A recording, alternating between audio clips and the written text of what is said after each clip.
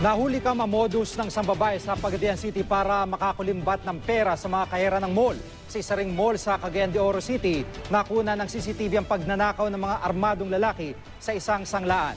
Si Joseph Morong, naka-alerto, 24. Kitang-kita sa videong ito ang pagpasok ng mga suspect sa isang mall sa Cagayan de Oro City. Tinutukan agad nila ng baril ang mga guard at isinama sa loob.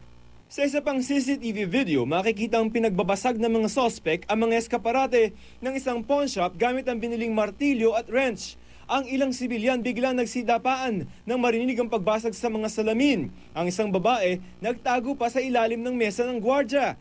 Tinutugisan ng pulisya ang mga suspect na nakatangay ng pera at alahas na nagkakahalaga ng mahigit 5 milyong piso.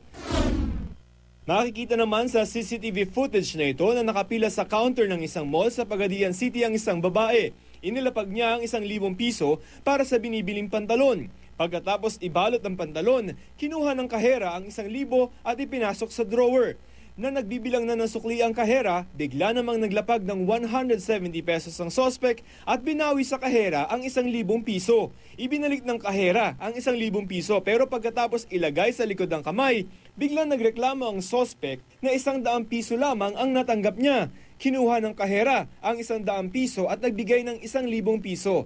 Hindi pa nakontento ang suspect. Pumila ito sa ibang counter at inulit ang modus operandi. Aabot sa halos 3,000 piso ang nakulimbat ng suspect. Joseph Morong, naka-alerto, 24.